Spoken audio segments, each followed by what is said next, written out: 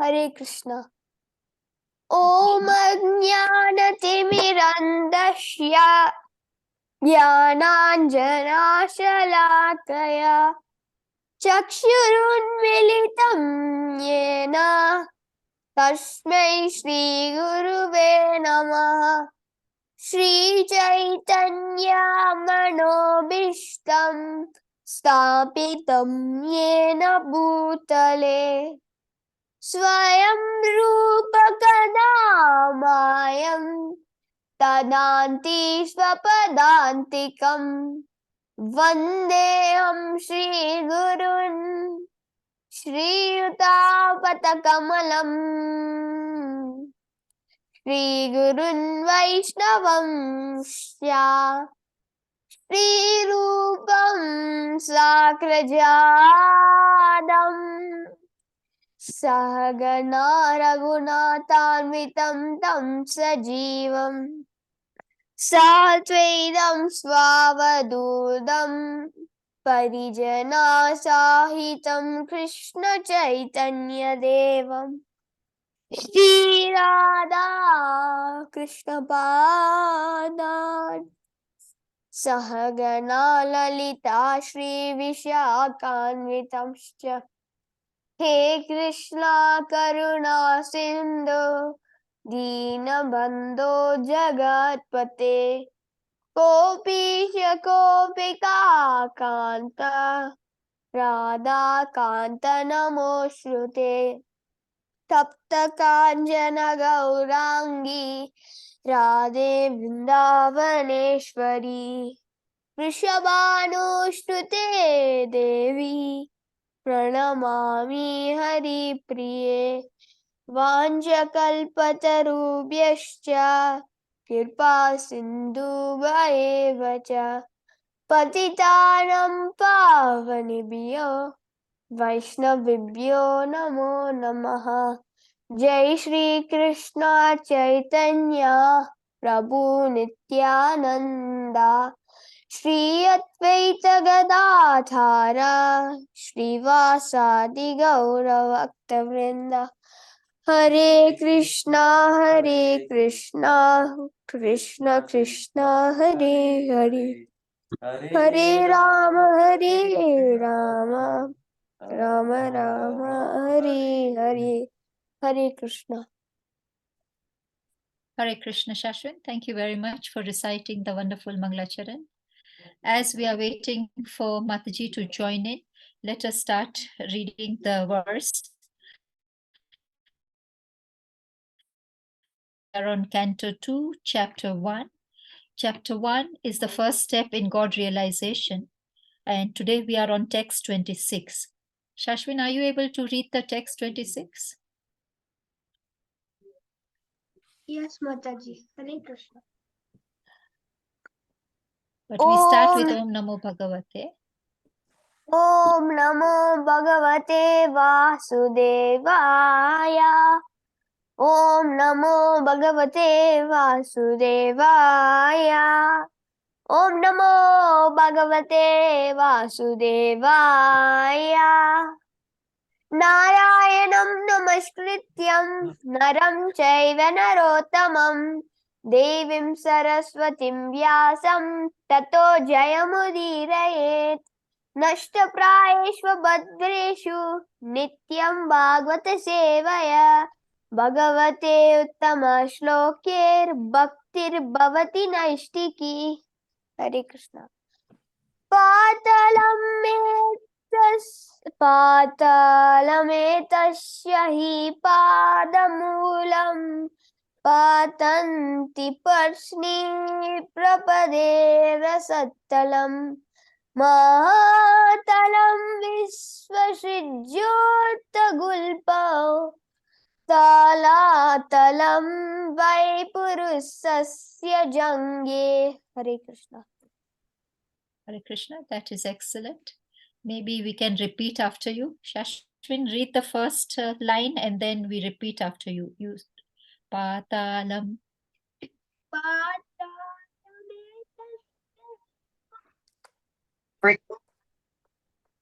पातालमेतास्य हि पादमूलम् पादमूलम् पत्ततिपर्ष्णि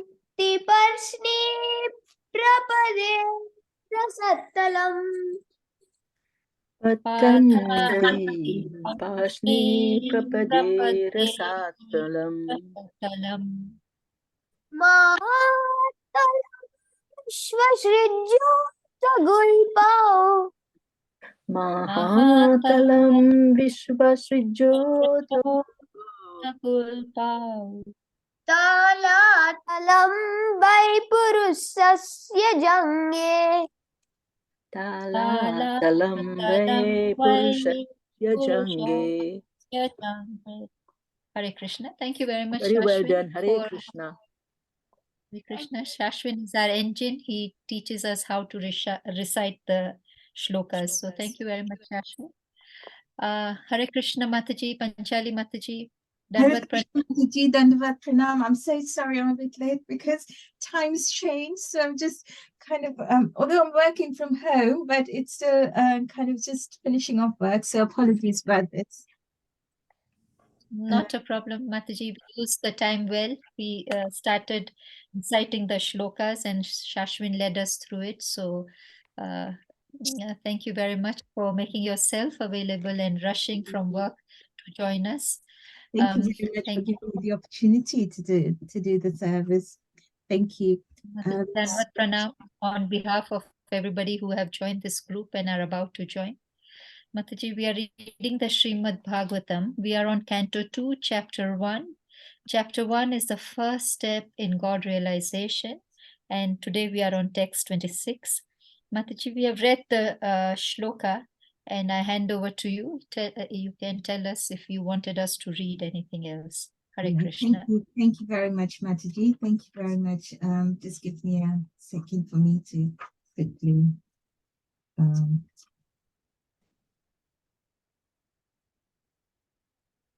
sorry about this.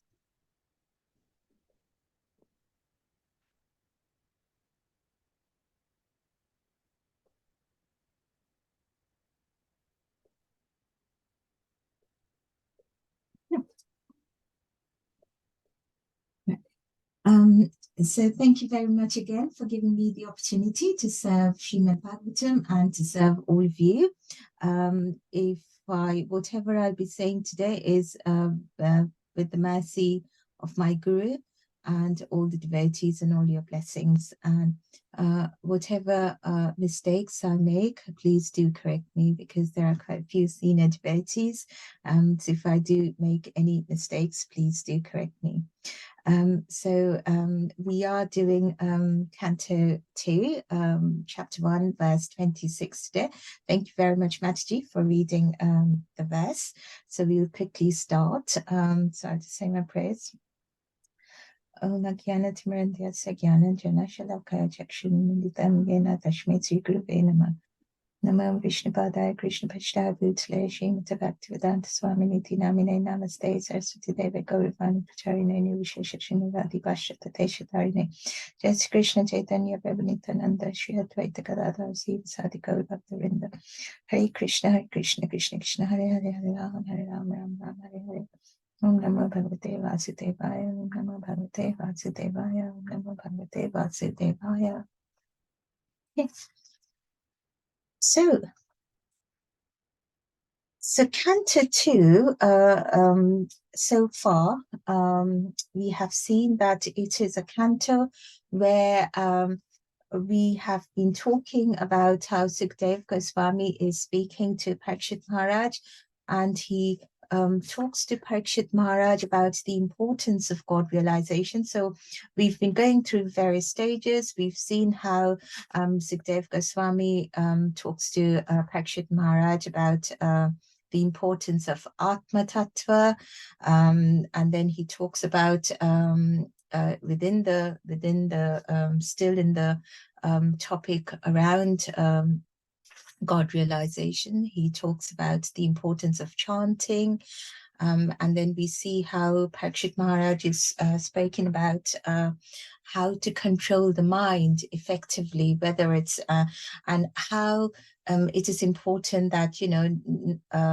just by going to samadhi or just by doing yoga practices, it is not enough to reach, it is not enough to realize God. So how we must always direct our mind to the Lord and go towards bhakti. And again, in the same note, as we are progressing through the verses, we have come across yesterday about Sukdev Goswami starting to introduce the Lord and his forms a bit. And we read a little bit about, and we heard a little bit about the importance of what Pradhan is, what Mahat Tattva is, and the Virat Rup of the Lord. So we start from here. And just to quickly recap, I know there was, we ended on this question of what the Mahat Tattva is.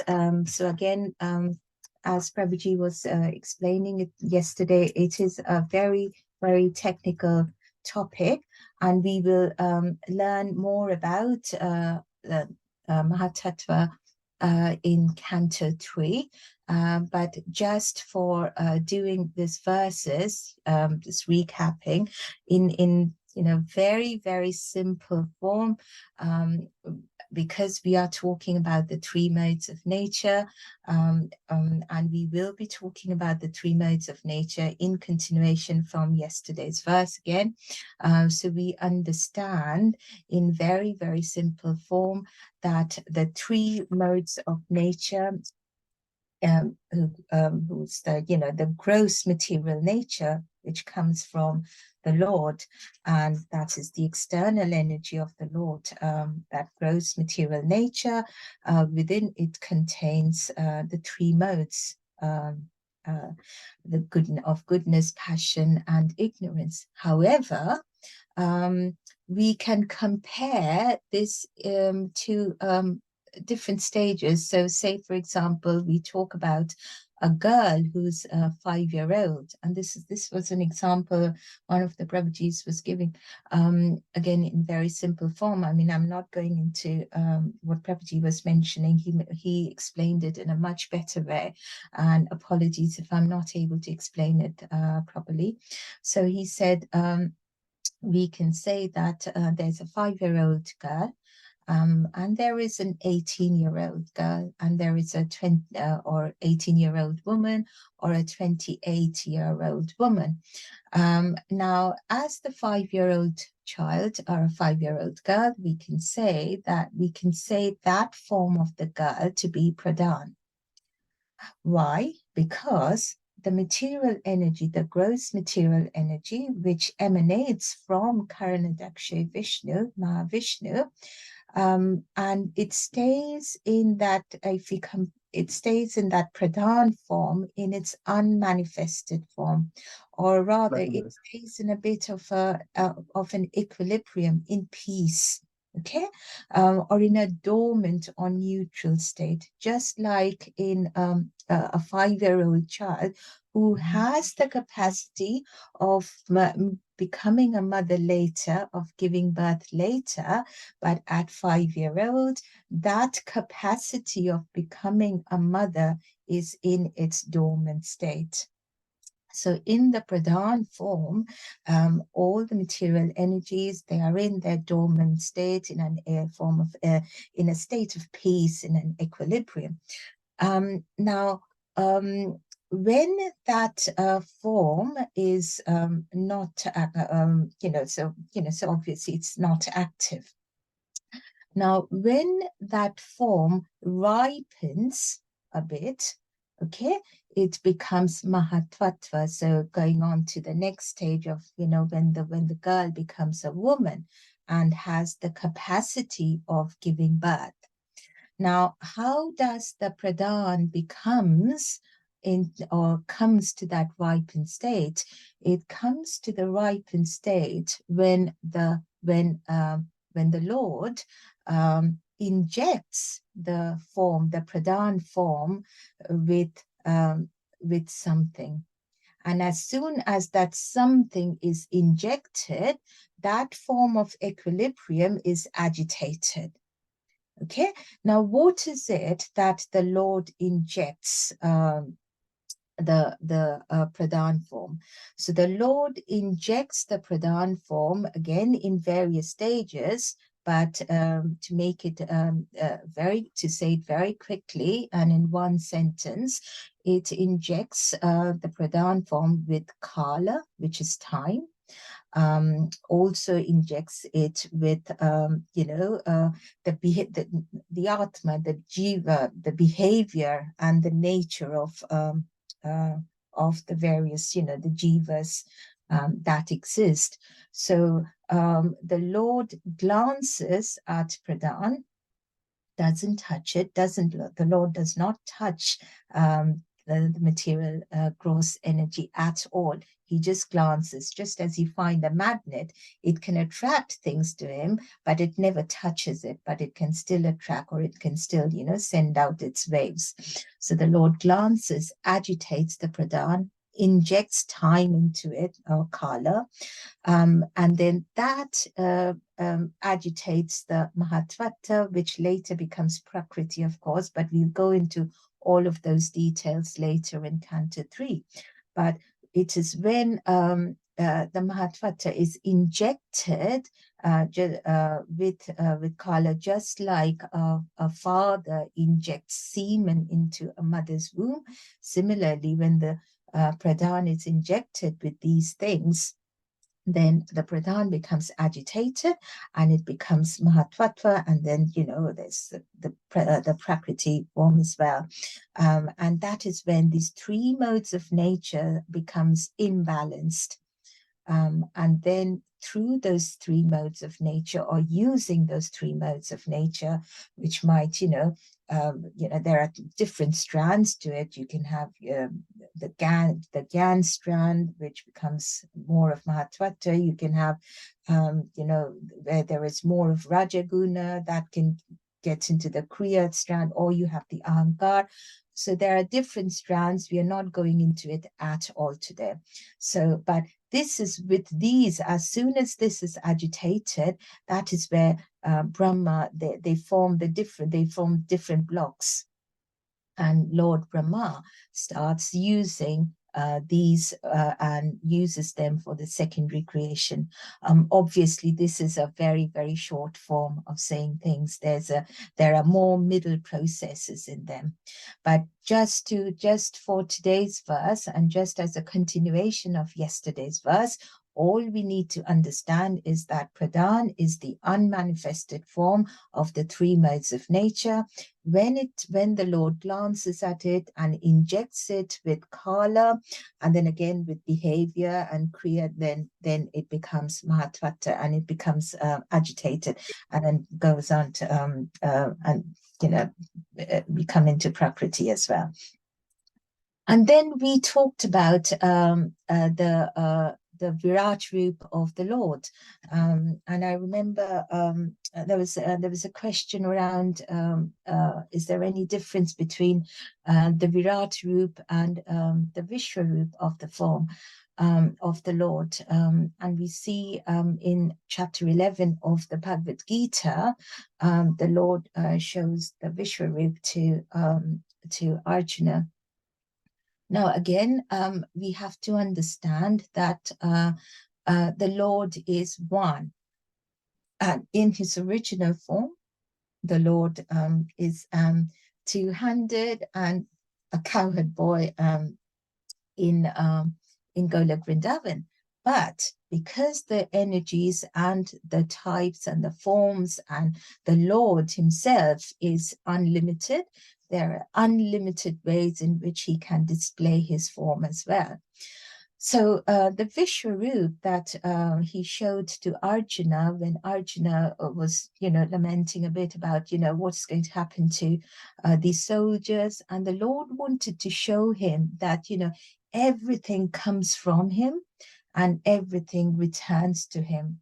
So there is nothing outside him. And that is what our verse starts with today. The first paragraph of our purport it talks about how everything is within, you know, the Lord. Everything comes from him and everything goes into him. There is nothing, the universe, everything, there is nothing beyond what it can get, you know, beyond the Lord. It's the universes, and anything in creation starts and ends with the Lord. And that is what the Lord wanted to show Arjuna, that, you know, you're lamenting about these people who are going to die, but, you know, they've come from me, and look at them, they're coming. Arjuna saw, you know, all the people dying and returning to the Lord, and he saw that gigantic form of the Lord, I mean, Vibhatsarup, and he got frightened about him. He saw the past, the present, the future. He saw all of that. And, you know, he saw what the innumerable things and forms and states of being of the Lord. That is the Vishal Roop, the Vishwaroop that the Lord showed to Arjuna. However, when he shows the Virat Roop, it is also the Lord, him showing the universal form. There's only a very, very fine difference between the Vishwaroop and Virat Roop. And there are senior devotees in this call, so if I'm going wrong anywhere, please do correct me, Matajis and Prabhujis. But the Virat Roop, what he shows to Duryodhan in his assembly, in the assembly of the Kauravas, or what the Lord shows to Mother Yashoda, you know, when after the pastime of eating the mud as a baby, that is not as you know, the Sanskrit word uses as bhayanak, or as you know, as ferocious as the Vishwarup, which can frighten people, because there's creation and destruction and, you know, all of that included in the knowledge, in the form that was showed during Vishwarup. Whereas the Virat Roop shows the omnipotence of the Lord anywhere and everywhere. That anything and everything, from the largest thing to the smallest atom and the smallest element of the atom, the Lord is present there. And that is the Virat Roop, that the Lord is everywhere and anywhere. So it is the Vishwarup, but without the past, present, and future, and without, you know, the creation and annihilation side to it. It just shows the Lord and the omnipotence of the Lord everywhere, that the Lord is everywhere. And that is what was shown in the Virat form to Duryodhan and to Mother Yashoda, whereas the Vishwarup was shown to Arjuna. But however, this is my understanding. If there are any corrections, please do correct me. So we talked about, and then we come into, in the verse yesterday, this is what was mentioned. And then we see in the verse today, Sukhdev Goswami telling Parikshit Maharaj that further explaining how everything comes from the Lord and it goes into him. So we are not beyond him at all. And then in the second paragraph, he talks about the feet of the Lord and the planetary systems, because he's talking about the universe. And he just mentioned the fact that everything comes from him, and all the universes start and end with him, and so he starts comparing the parts of the body to the various planetary systems. And we see how he mentions about the feet of the Lord, and how he mentions that can be compared to Patala. Now, this is where we stop a bit and we see how interesting it is that we start with the feet of the Lord. And why is this so interesting? Not just in the verse today, not just in devotion, but in the whole of Bhakti Yoga. So if you just rewind a bit, sorry, I'm just going to stop here. Is everything okay? I mean, am I making myself clear? Or any questions so far? Any doubts?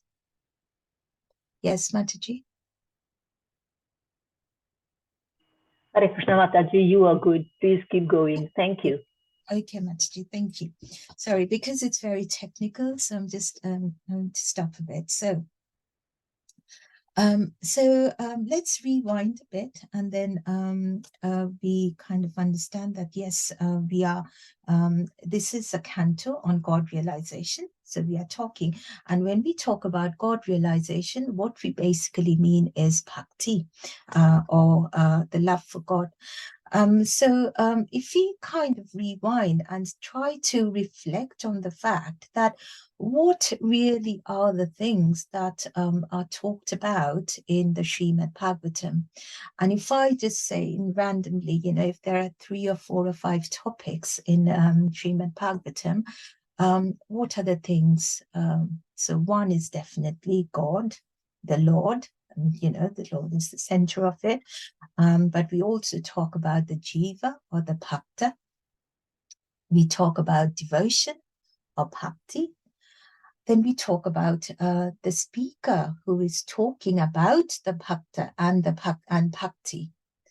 And lastly, we talk about the listener or the hearer. And in Navada Bhakti, we see in Shavanam Kirtanam that Prahlad Maharaj says in Canto 7, we see that of all the processes, although the Lord says in the Bhagavad Gita, right at the end in the 18th chapter, that Sarvadharman Parityajan Mamikam Sharanam Vraja, that surrender unto me, forget everything and surrender unto me. And that is the end thing. We see, how in Sugriv and Bali, the 2 brothers, one so Lord Krishna supported Sugriv and fought Bali Maharaj. And then Bali Maharaj asked Lord Krishna that, we are both more or less, of the same type. And, we both did good things, but we both did bad things. But why is it that you supported Sugriv? And Lord Krishna says that is because Sugriv surrendered unto me. And once somebody surrenders unto me, I cannot help but be on his side. And we see all his devotees surrendering unto him. So in Navada Bhakti, whether it's Bali Maharaj surrendering unto the Lord or Atmanivedan is the ultimate thing. However,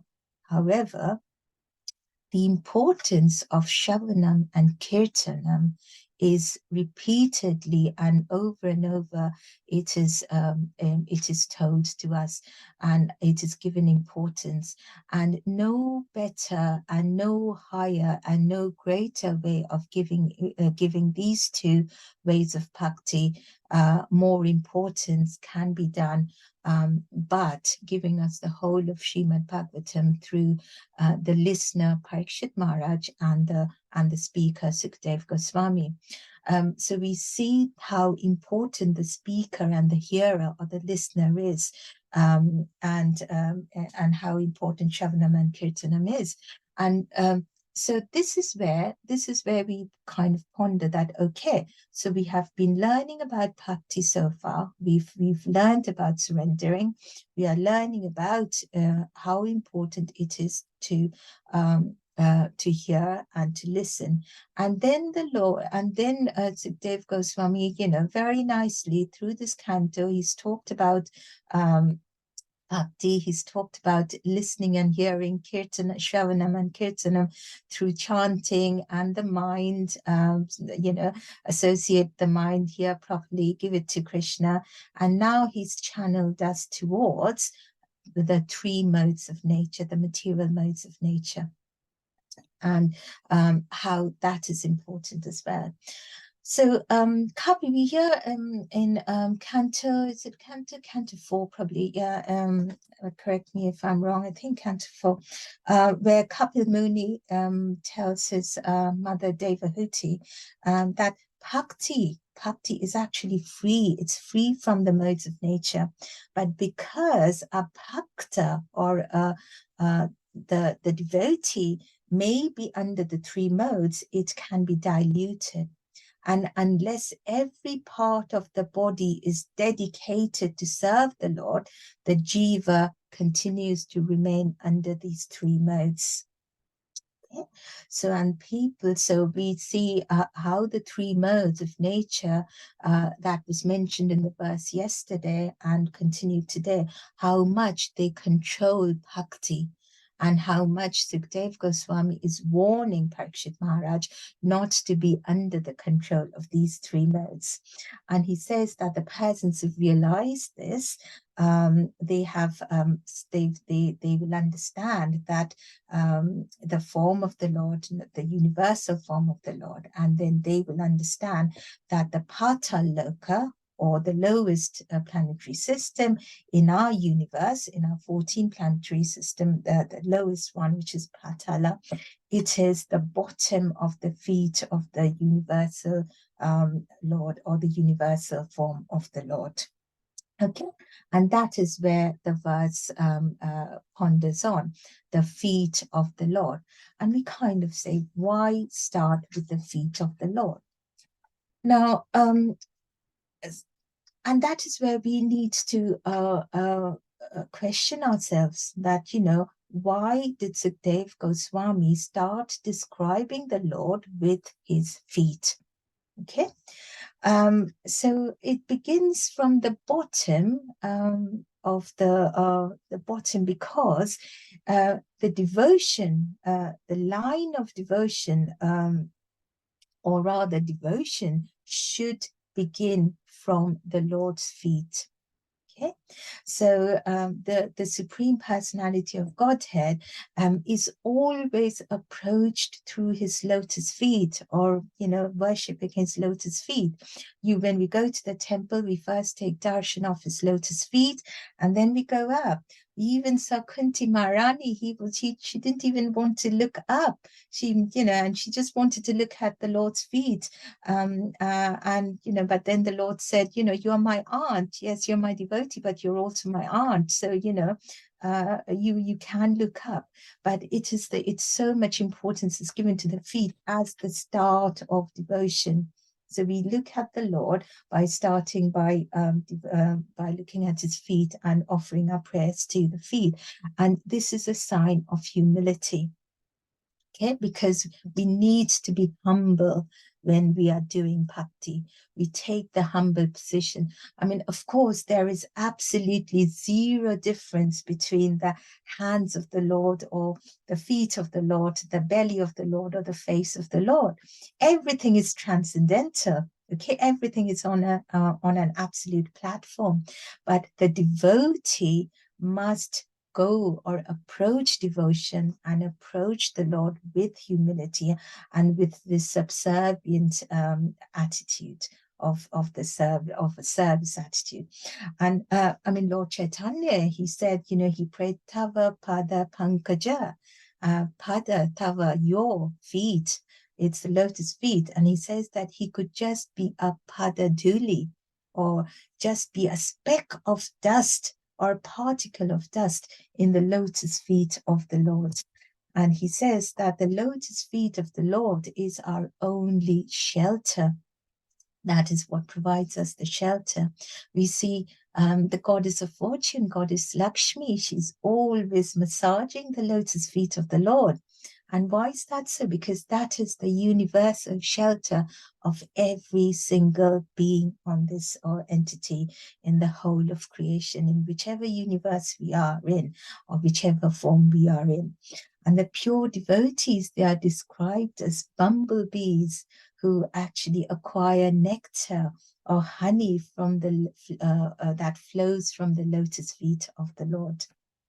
So Sukdev Goswami, by starting to describe the Lord from his feet, has been absolutely appropriate by starting with his feet, because that is where we should start our devotion with at all times.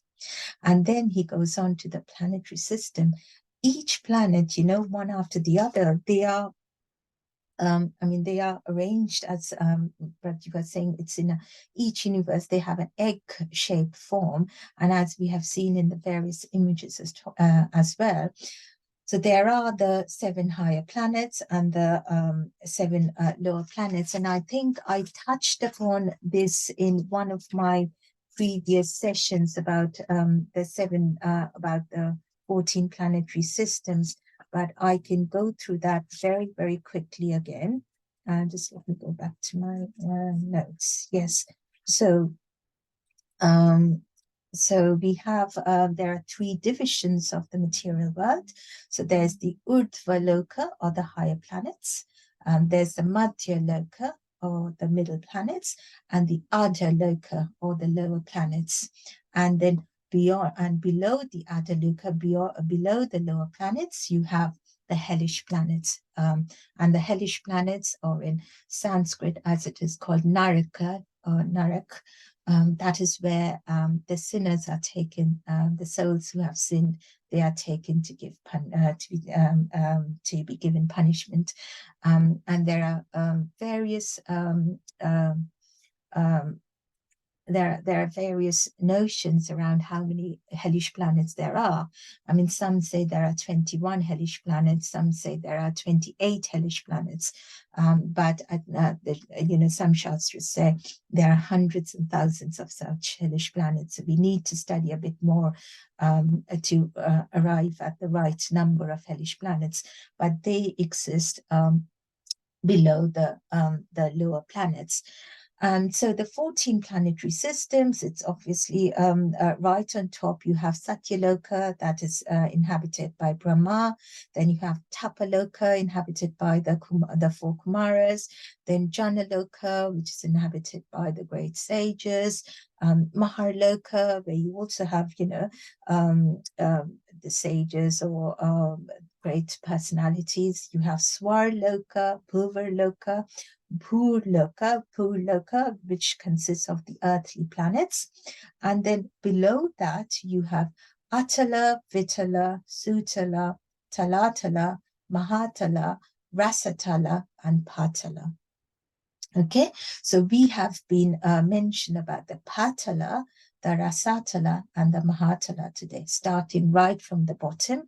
So the underneath the feet of the Lord, that is Patala, on the top bit, Rasatala, the ankle part, Mahatala, and then, you know, between the knee and the ankles, the Talatala. So you see how it starts from the absolute lower planets to and it goes up one by one. And that is what Sukhdev Goswami has started with. And in the subsequent verses, we will see how he will be comparing the other parts of the bodies to the other planetary systems. Now, it's also said that Patal, or the lowest planetary system, Pataloka, it is situated about 30,000 yojanas, or yojanas is the way of measuring the distance between planets. So it said it's 30,000 yojanas above the Garbha ocean. And the hellish planets are situated between Pataloka and the Garbha ocean. Okay, so that is where the hellish planets is. So this is just a quick overview of the planets. I mean, obviously, Sukhdev Goswami is talking about it because he's starting from the bottom. But the main focus, we have to understand, the main focus is that Sukhdev Goswami has started from the bottom because he wanted to direct our attention to the feet of the Lord, because that is the starting point of our bhakti, humility. Okay, that's the attitude or the service attitude. Now, Kapil Muni also describes that devotion or bhakti is mixed with these 3 modes of nature. Sorry, Mataji, you've got your hands raised. Yes. Yeah, sorry, Mataji, to disturb you, but I just want this clarification. I missed this point. I think I had a problem with the internet. Um,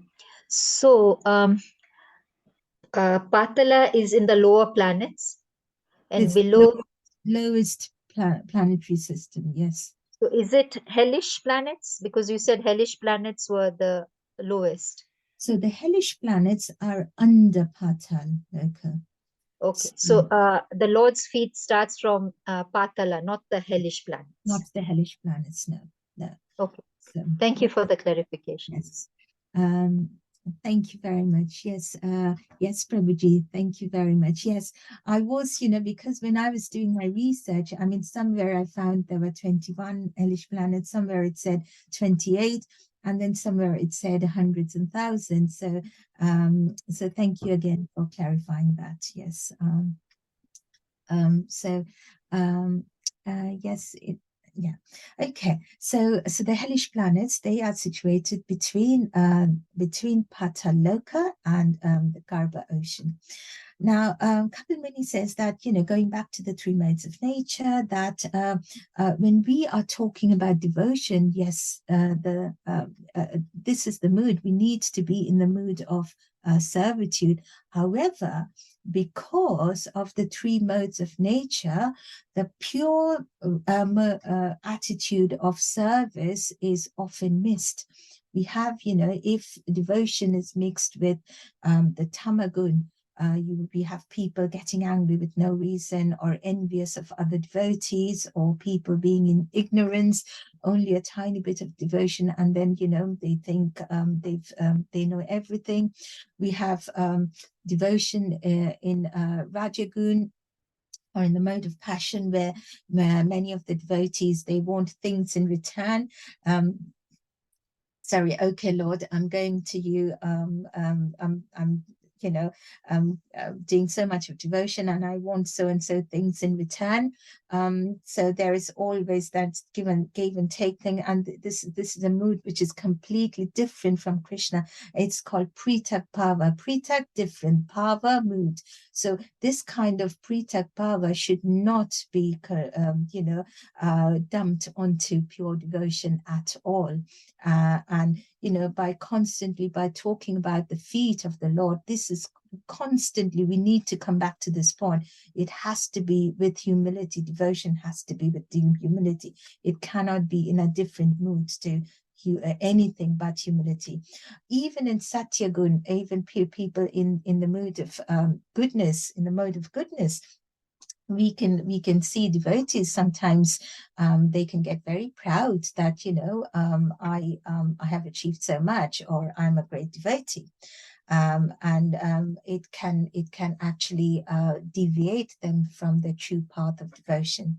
So Mahaprabhu has given us how to be very, very humble in his Shikshashtakam. Trinadapi Sarasunichena, Tarurapi Shaisnuna, Amani Namanadena, Kirtaniya Sadahari. In the third verse, he says, we should be very humble, like the grass, like the tree, bend down our head. Even if people trample over us, we must never, never shift our mood from being humble.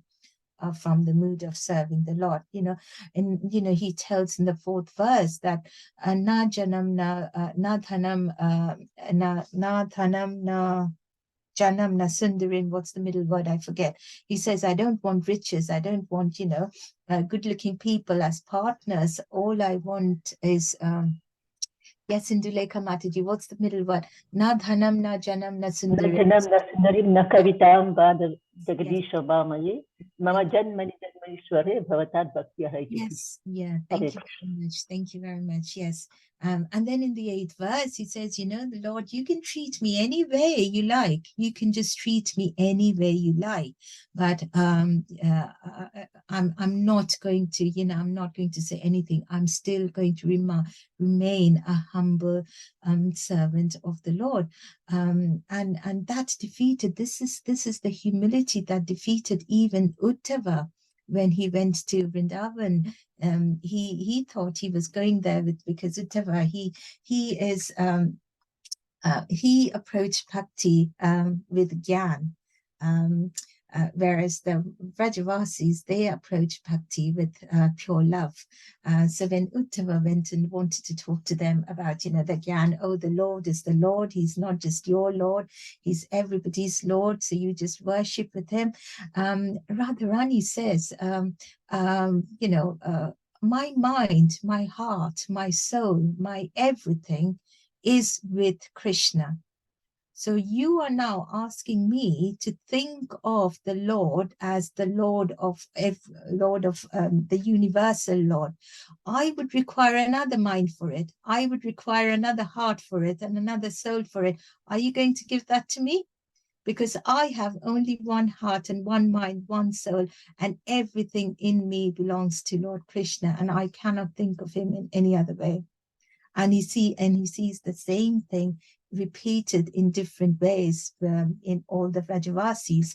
And that is why Uddhava, when he left Vrindavan and he went back to Krishna, he said, and all he wanted was to be born as a grass, or to be trampled on by the holy feet of such pure devotees. So we see how pure bhakti is full of humility, and even in Chaitanya Charitamrita, Mahaprabhu says repeatedly about this, and he says, when he says Naham Vipra Nacha Narapati Napi Vaishvana Sutra Naham Varni Nacha Griha Patirno Vanasto Yatirva Kintu Pradyan Nikhila Paramananda Purnamrita there, Gopir Parthu Pada Kamalayor Dasa. Or, I am not a Brahmana, I'm not a Kshatriya, I'm not a Vaishya, I'm not a Sudra, nor am I a Brahmachari, a householder, a Vanaprastha, or a sannyasi. I identify myself only as the servant of the servant of the servant of the lotus feet of the Lord Shri Krishna, the maintainer of the gopis. And he's like the ocean of nectar, and he is everything. He's the cause of universal transcendental bliss. So Mahaprabhu says that. So he says Amadas, and he repeats that again in Chaitanya Charitamrita in Madhya Lila 1.108, that Jiver Swarup Hoy Krishner Nitya Das, or the living entity's constitutional position is to be the eternal servant of Krishna. And forgetting Krishna, the living entity has been attracted to these, by these three modes of nature. They are attracted to external things, and Maya clutches them and gives them all kinds of miseries. We've heard about the three types of miseries, and we've talked about them so many times. And Maya completely grasps them and engulfs them. And so when the living entity is attracted by this material energy, he's overpowered by fear, because they don't realize it. They think that, they are actually lording over the universe. They are in perfect situation, but actually they are fearful. If they are rich, they are fearful of losing their wealth. If they are good looking, they are fearful of losing their beauty. So they are fearful of people who are more powerful than them. So because they are detached from the Lord, and because there is their bhakti, or they're either not bhaktas, or even if they are bhaktas, their bhakti can be diluted or contaminated by these three modes of nature. And this is called, so in other words, instead of being the eternal servant of the Lord, of Krishna, they become Krishna's competitor at times. They want to fight. They want to say that I am everything.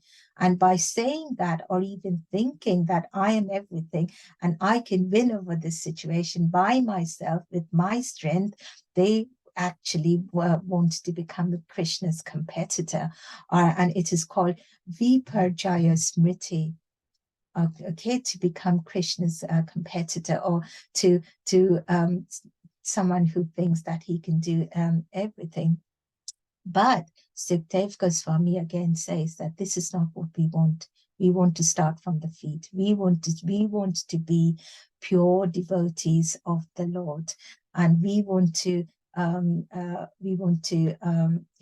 be humble.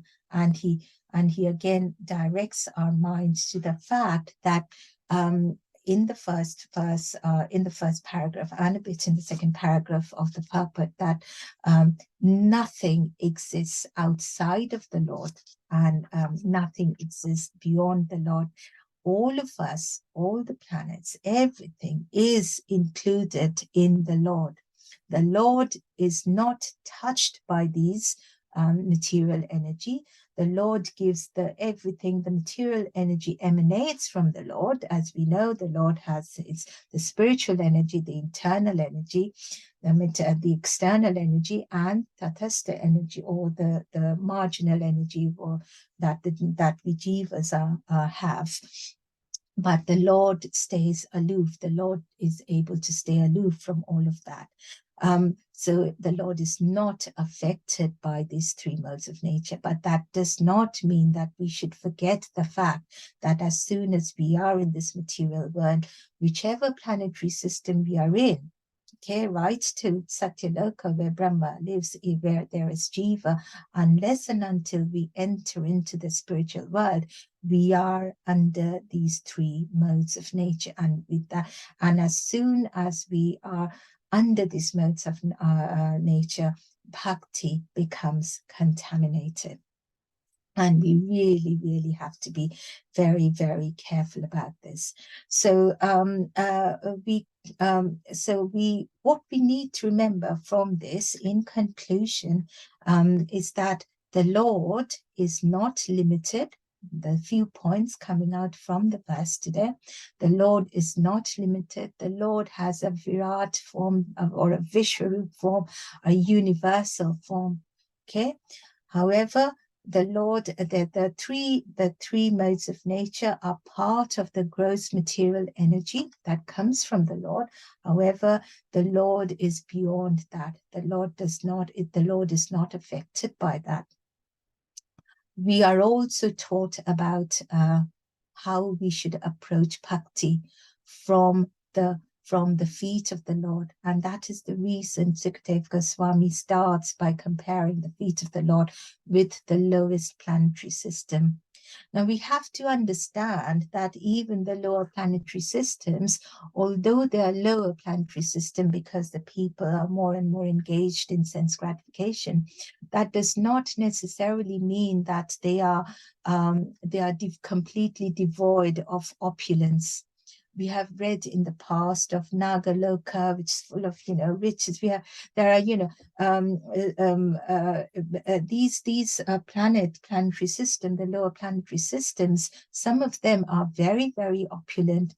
Some of these places, planetary systems, the sunlight doesn't even reach there.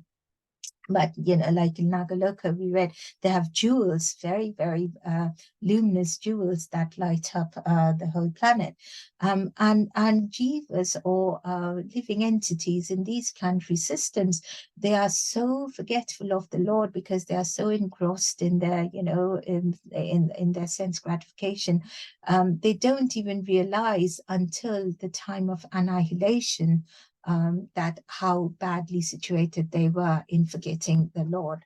So by starting from Pataloka, again and again, we are said that even if it's the feet of the Lord, that is where our shelter is. We must not forget, like the lower planetary systems and the entities in the lower planetary systems, like they have forgotten the Lord. We mustn't do that.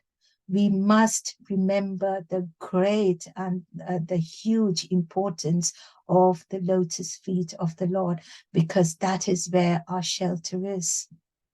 We are reminded of Lakshmi Devi, who massages. She wouldn't be doing that if she didn't think that is where our shelter is. So that is what we are reminded of in this verse. So as we walk along the path of the importance of God realization in this canto. We started with, Atma Tattva, about the mind, about chanting, and now coming to how we should practice devotion, how we should overcome the three modes of nature, how we should, take shelter of the lotus feet of the Lord. We are reminded again and again to approach pure bhakti and not contaminated bhakti. And that is the message given to us by Sukdev Goswami to Parikshit Maharaj in this verse, and to all of us who are so blessed to be able to read this. And I finish our discussion today by giving another example of what pure bhakti is, and how the Lord, so it's not just us taking shelter of the Lord's feet, lotus feet in bhakti, but how the Lord in so many different ways, what he says to about Ambarish Maharaj, that I'm Bhakta Paradin, I'm defeated by my devotee, and so the Lord is equally pleased when he comes across a pure devotee, and so there are so many pure devotees we read about and hear about in Srimad Bhagavatam. And in the Shastras all across, and one such devotee lived in Jagannath Puri in Orissa, and was a great devotee of Lord Jagannath. I think his name was Madhav Das. Again, correct me if anyone knows, and if I'm wrong, but I think his name was Madhav Das. And so he used to serve Lord Jagannath, and he was a great devotee. And one day he went to Lord Jagannath and said, look, I can't come to you for at least about 5 or 6 months now, because I'm going to Vrindavan. And then the Lord came to him in his dreams and said, oh, no, how am I going to live without you for so many months? You don't have to go to Vrindavan. You can stay, you can take my darshan over here. And the devotee said, no, I need to go to Vrindavan. I need to see the Lord over there. So he left the next morning, he left. Now, because he was a pure devotee, he was a Brahmin, he hardly ate. I mean, he ate whatever he got in alms, he used to beg, and whatever little bit he got, he would eat that much. But whilst he was traveling, he was saying that every single day his hunger and his thirst was increasing by the hour. And every other minute he was just feeling very hungry. So he was begging more and more. And he went to, one of the days he went to one of the houses, and there was a lady who gave him some food, so he ate it, and he was just thinking in his mind, why am I feeling so hungry? I never used to eat and drink so much before. And then he finished his food, and then he was about to leave, and the lady said, are you just going to go yourself? Are you not going to wait for your companion, the little boy? And he said, who's my companion? I don't have any companion. I'm just traveling by myself. And the lady said, what about that dark little boy who's sitting over there and eating next to you? I mean, I had to serve food for both of you. And that is what the devotee realized, that, I may have left the Lord, but the Lord could not leave me. And that is what a pure bhakta is, We may forget the Lord, but, the Lord never forgives us. And if we are pure devotees, there is absolutely no way the Lord is going to forget us, because he misses us way, way more than we miss him. And that is the whole purpose of not just this verse, but the whole of Srimad Bhagavatam, the whole of the Shastras, and the whole of what we need to learn in what pure bhakti is, and what we must aspire to even if it's a little bit that comes to us, to have a bit of pure bhakti, where we can forget, even if even momentarily, we can forget our own selfish desires, and just love Krishna for the sake of loving him and not just anything else. Ahaitiki apratihata, causeless, unmotivated and continuous love for Krishna rather than anything for us. So with that, I finish our discussion today. Thank you very much again for giving me the opportunity to serve Srimad Bhagavatam. If I've made any mistakes, please do correct me. Thank you very much, Mataji, for this excellent class today. We have exhausted our time, but if there are any burning questions, we can take them. Are there any questions or comments? Hare Krishna, Mataji. Hare Krishna, everyone. Yeah, Hare Krishna. Very nice class. This Canto 2 is very kind of technical, philosophical, and it's deep. It's difficult to understand unless we follow it deeply. We realize things. As you said, that the Patala Loka is the last one where, even the Lord resides there. In the past time of Bali Maharaj. Bali Maharaj, when he was sent there, he said, but Lord, I want to see you every day. So the Lord said, okay, I'll become your doorkeeper. So he's there. And in the 7 lower planetary system, what happens is the demon is kind of the demons. They are so engrossed in trying to get more and more, so they forget. And in the upper planetary system, they are so engrossed in enjoying the opulence that they forget the Lord. So that's why everybody is here. Here in this material world, we have both suffering, the happiness and distress. Both is here. Dukhalaya Shashvatam is there. Very nice, Mataji. I have a lot to say, but we have exhausted our time. I just wanted to thank you and hope you come back again. Hare Krishna. Thank you for giving me the chance. Yes, Bali Maharaj, Mataji, correct me if I'm wrong. Bali Maharaj was he sent to Sutala, Mataji? Sutala Loka? Sutala Loka or Patala Loka? Sutala, but I could be wrong. Yeah, Sutala. But then it's the lower planet system, but the Lord resides there. Yeah? Yes, okay. Thank you so much. And beyond all these, we have the Pitri Lok. Beyond all these, we have the Pitri Lok, and there are unlimited hellish planetary systems. We cannot count. Hare Krishna. Thank you. Thank you so much for sharing that, Mataji. Thank you so much. Thank you very much, Mataji. I will now hand over to Path Prabhu. Hare Krishna, Path Prabhu. Are you able to end the session for today, Prabhuji? Yes, Hare Krishna. Just thank you very much, Mataji, for your nice and wonderful class. Bali Maharaj was sent to the Suttal Lok. It's not the Patal Lok, the Suttal Lok. So there is thank you. Thank you. And there is a 6 silver planet like Atal, Vital, Suttal, Talatal, Rasatal, and Patal. There is a 6. The Patal is the last, the lowest one.